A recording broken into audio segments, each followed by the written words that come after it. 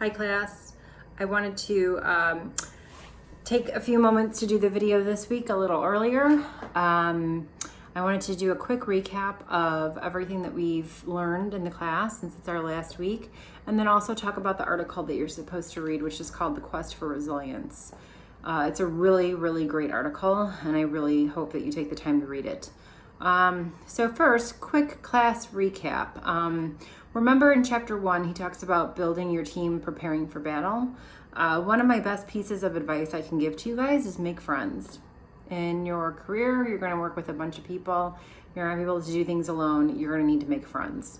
I have been successful in most of my jobs because I've been kind and friendly with people in other departments, and they're much more willing to help me when I need it if I'm genuinely kind and respectful to them as well. So make friends.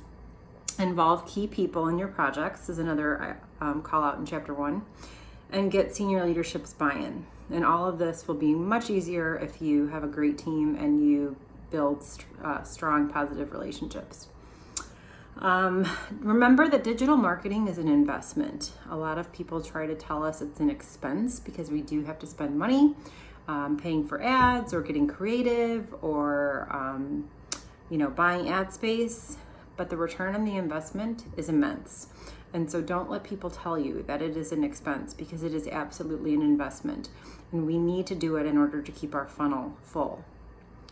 Remember to apply the 80-20 rule as much as possible so that you're maximizing your return on minimal output, minimal energy. 80% of your business will come from 20% of your customers probably. So make sure to keep that in mind with all of your efforts. Remember all the steps of the funnel. We want to always keep our funnel moving. It's a cycle. We don't want to have it get clogged in any one spot. So if you notice that you're generating demand, but yet people aren't converting, you need to take a look at what's going on in your efforts within the funnel. Also, make sure your unique value proposition, your messaging, that it all matches your brand and your vision. Remember to keep the 3 E's in mind: engaging, educational, and entertaining. If you can incorporate at least one of those 3 in your messaging, you're on your way. All 3, even better. Be sure to always look for your ideal customers. Talk to them often. Even those people who aren't your customers, understand why they're not. You can talk to them as well.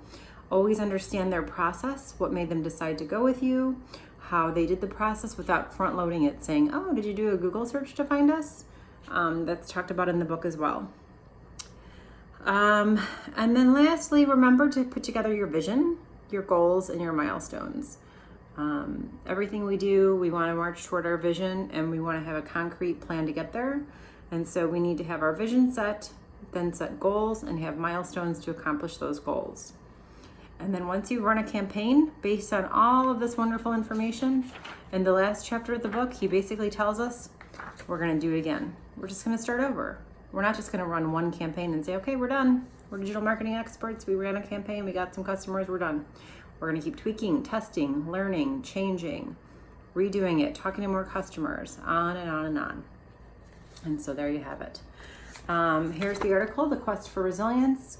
It's exceptional. It's really old by digital standards. It's from 2003. But the fundamentals, I think, actually are even more important today. Because today, in the digital era where everything has been done, there's very few unique ideas. You need to be even more resilient now than in the past. And so when we talk about being resilient, it means being able to bounce back from situations and survive tough times.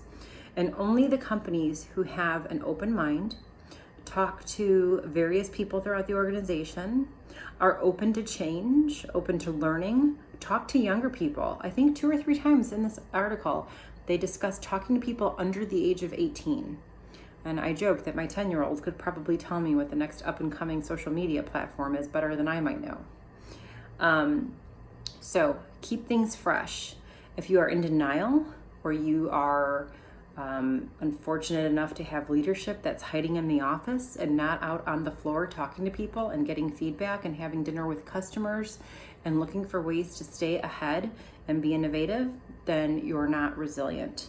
A lot of companies tend to also do a turnaround, which is talked about in the article.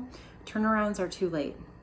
If you've reached the point where your business is falling behind and the competition is gaining an edge on you, or new competition is entering the market, and you bring in a new CEO or a new leadership team and you say, okay, we're in turnaround mode, it's probably too late.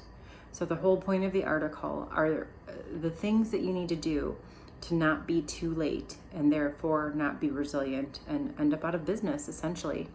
Think about companies you know that have done things to be resilient.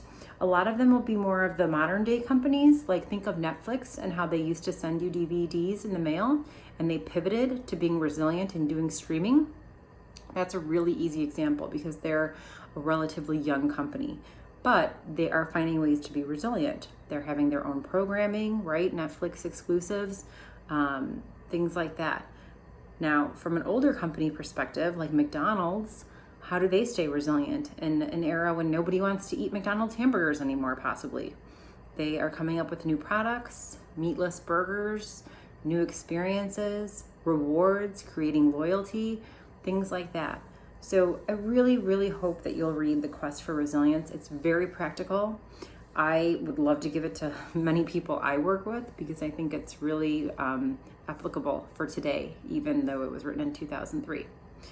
I am going to stop here because this could get too long. I will probably post another video to talk about the final project and what I'm looking for so that you can try to make sure you do your best work without any confusion, because I know they're worded weird. I did post an announcement though, rewording the assignment, so I hope you saw that and that it helps you.